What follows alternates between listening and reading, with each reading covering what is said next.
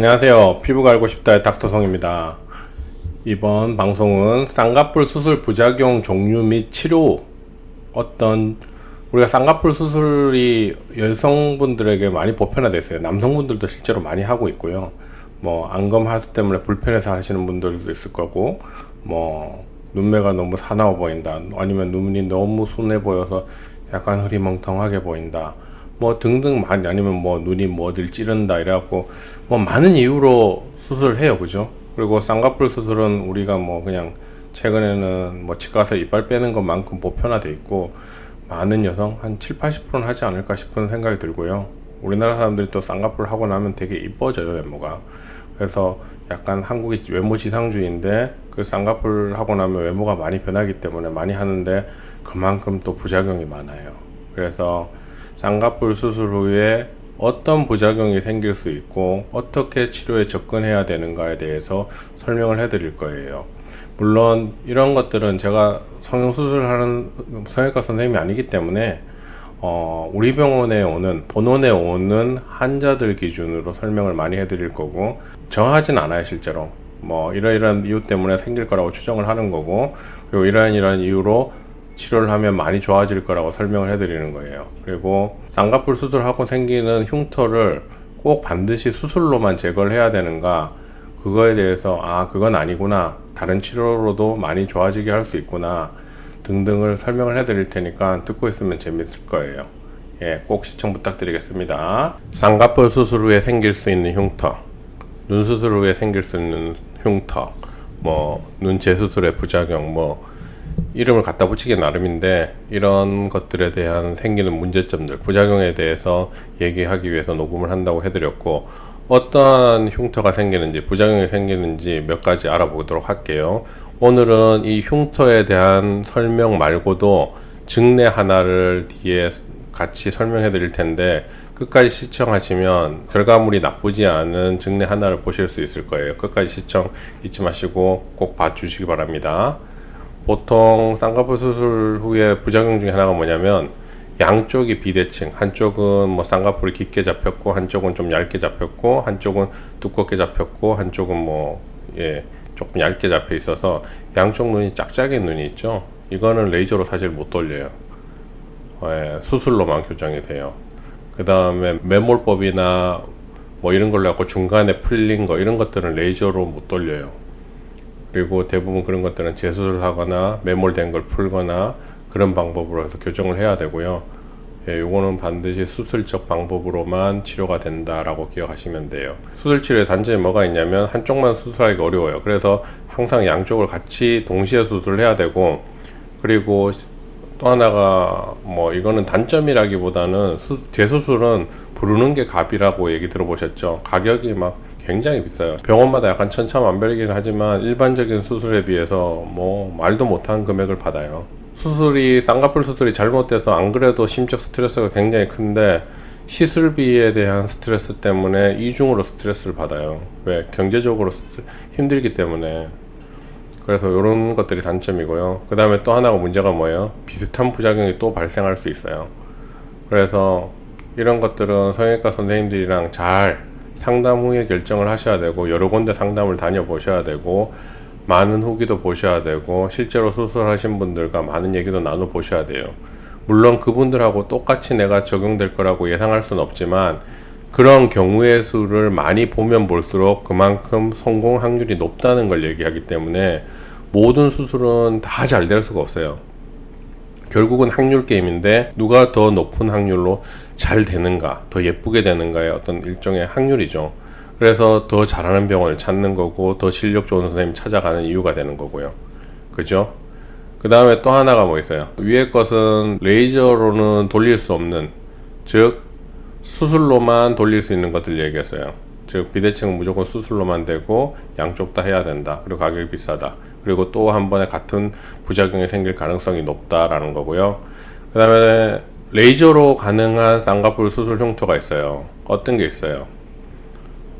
울퉁불퉁한 쌍꺼풀 라인이 되게 부드러워져요. 양쪽 다 시술하게 되면. 근데 완전히 일체하게 똑같아지느냐, 이거는 얘기할 수 없어요. 왜? 부드러워지는 거랑 완전히 양쪽이 대칭을 갖고 똑같아지는 건 또 다른 개념이라서, 쌍꺼풀 라인이 부드러워지고 그렇게 된 것만으로도 굉장히 인상이 바뀌어요.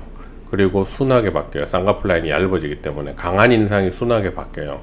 그래서 제가 레이저로 교정 가능한 쌍꺼풀 수술 흉터 옆에다가 인상이 순해짐이라고 빨갛게 써놨어요. 왜?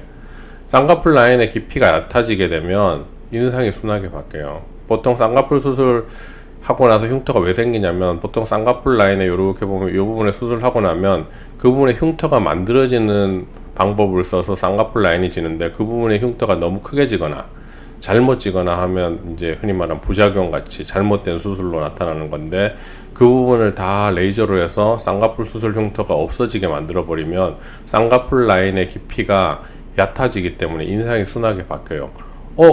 그러면 인상이 순해지는 걸 가지고 무슨 문제라고 얘기를 하나라고 얘기를 하지만, 실제로 인상이 순해지는 걸 싫어하는 사람들이 생각보다 좀 있어요.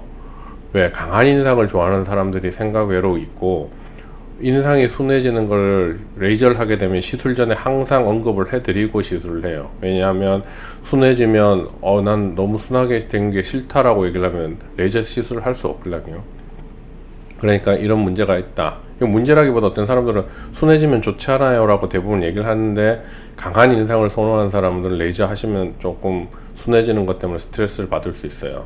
그 다음에 그 쌍꺼풀 라인에 따라서 색소 침착, 붉은색 침착이 많이 생기는데 그건 레이저로 하면 많이 돌리고요. 함몰된 흉터, 뭐 실밥이 잘못 꼬매져 가지고나 아니면 봉합사된 자리라든지 이런 함몰된 흉터는 레이저 하면 거의 정상에 가깝게 거의 다 돌아와요. 예, 수술한 시간이 좀 지났어도 레이저를 하면 거의 좀 자연스럽게 돌아와서 스트레스를 안 받는 수준까지 돌아가기 때문에, 이런 거는 상대적으로 요런 거나 요런 거에 비해서 상대적으로 쉬운 시술이라고 생각하시면 돼요. 쉽다고 해서 모든 사람이 또 다 똑같지는 않지만 상대적으로 쉽다라는 걸 얘기하는 거예요. 그 다음에 가장 큰 문제되는 게 뭐예요? 눈이 안 감기는 증상.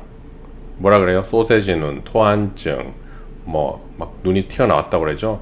이런 증상이 생겨. 이걸 영어로 뭐라고 하냐면 라고프살모스라는 표현을 써요. 이거는 수술로 돌리기가 굉장히 어려워요. 왜냐하면 수술로 돌리려면 리베이트 머슬이라고 이렇게 눈 올림근이라고 하는 부분에 약간의 절개를 해서 약간 눈이 떨어지게 만들어 주거나, 아니면 귀 뒤에 피부를 이식해서 위에다 이렇게 붙이는 시술을 하는데, 그 피부 이식을 하는 방법의 문제가 뭐냐면 이 옆에 있는 피부랑 너무 구별이 돼요. 그래서 너무 도드라지기 때문에 차라리 안 하는 것보다 눈에 더 띄는 문제가 생겨요. 그래서 라고프살모스 토한증 수술은 일반적으로 수술 잘 못하고요. 보통 이런 라고프살모스가 선천성으로 태어날 때부터 있느냐 후천적으로 있느냐, 이런 수술 같은 걸 잘못해 갖고 있느냐인데, 대부분 국내는 이런 후천적으로 수술을 잘못해 갖고 생기는 경우가 대부분이고, 이 부분에 유착이 너무 많이 생긴다거나 절개를 너무 많이 해가지고 흉터가 너무 두껍게 지면 눈을 이렇게 감고 싶어도 이렇게 숨칠에 이렇게 눈이 안 감기는 거예요. 이걸 라고프살모스라고 하죠. 토한증이라고도 해요. 그죠? 유명한 연예인 중에 이런 수술 잘못해 갖고 토한증이 생긴 분들도 있고 많은 사람들이 아실 거예요.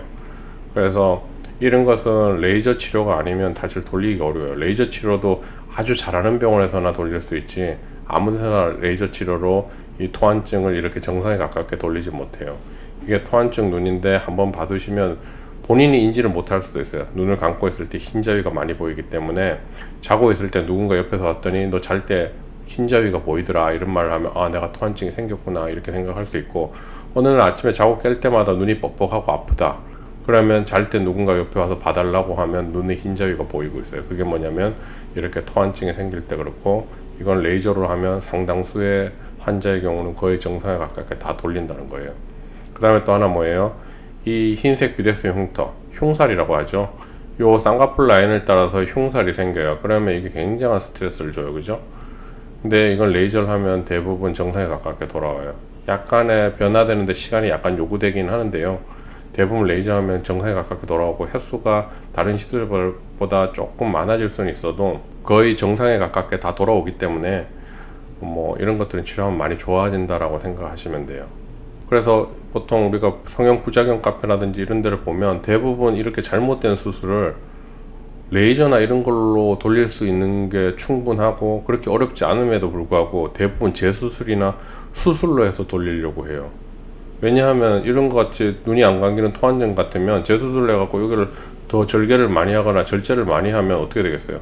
눈꺼풀 피부 양이 부족해서 눈이 더 안 감기는 문제가 생겨요. 증상이 더 심해지고 더 악화돼요.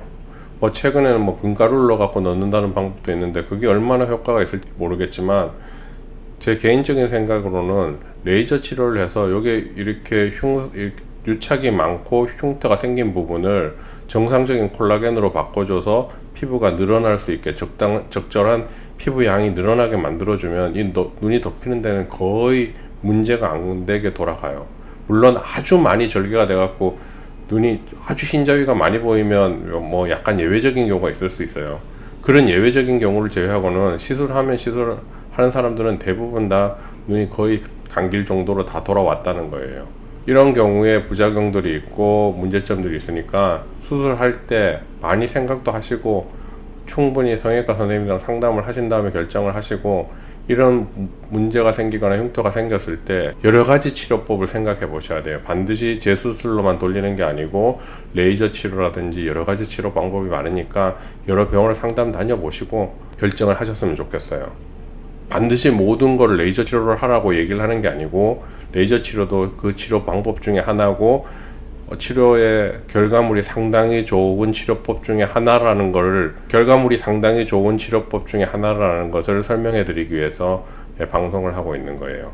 그러면 증례를 하나 볼게요. 이분은 한 8년, 9년 전에 수술을 하셨고 지금 현재 30살 중후반의 여성분이세요. 그런데 인상이 너무 강해 보이고 눈을 감았을 때 보이는 함몰된 흉터가 너무 진하게 남아가지고 이게 너무 스트레스라고 했어요. 눈을 감을 때마다 사람들이 눈이 왜 그러냐, 이 함몰된 흉터 왜 그러냐, 인상이 너무 강해 보인다, 무서워 보인다, 이런 걸로 굉장히 스트레스를 받고 계셨는데 레이저를 4회를 하고 거의 정상에 가깝게 변했어요. 그래서 인상이 너무 순하게 바뀌어서 주변에서 눈에다가 뭐 수술을 새로 했느냐, 도대체 뭘 하길래 얼굴 인상이 이렇게 바뀌느냐 계속 물어본다고 하시더라고요. 그래서 이쪽은 우측눈이고 이렇게 깊게 파이고 울퉁불퉁한 라인이 이렇게 매끄럽게 바뀌고 패있는 흉터가 싹 펴져 있죠.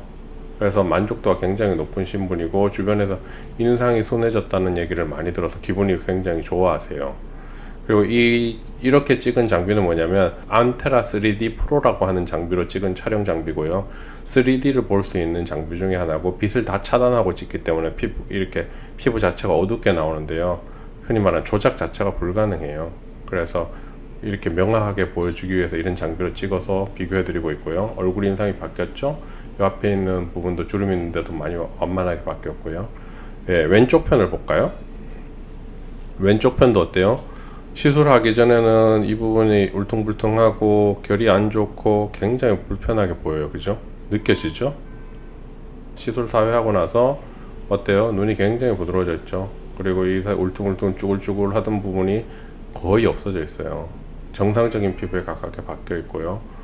그래서 이런 데 보면 붉은 자국도 이쪽에는 많이 사라졌고 패여있는 느낌도 많이 없어졌어요. 인상이 다 순하게 바뀌어 있죠? 만족도가 굉장히 높으시고 얼굴이 순하게 바뀌었다고 주변에서 계속 물으시니까 기분 많이 좋아하세요. 지금도 저희 병원에 뭐 다른 시술 받으러 많이 다니시고요.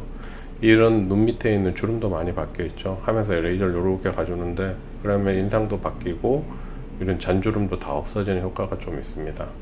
그래서 이번 방송은 쌍꺼풀 수술 후에 생길 수 있는 흉터에 대해서 언급을 해드렸고요. 치료법은 어떤 식으로 해야 되는가에 대해 접근 방법도 알려드렸고, 그 다음에 수술이 잘못돼서 쌍꺼풀 라인이 너무 깊게 잡혀서 인상이 강해 보이는 분, 이분은 재수술 안 하고 레이저로 해서 어느 정도까지 돌아왔고 굉장히 만족도가 높은 분이라는 것을 설명하기 위해서 방송을 했습니다. 오늘 방송도 재밌었는지 모르겠고요. 다음 방송도 또 재밌는 주제로 재미난 예로 찾아뵙겠습니다. 시청 감사드립니다.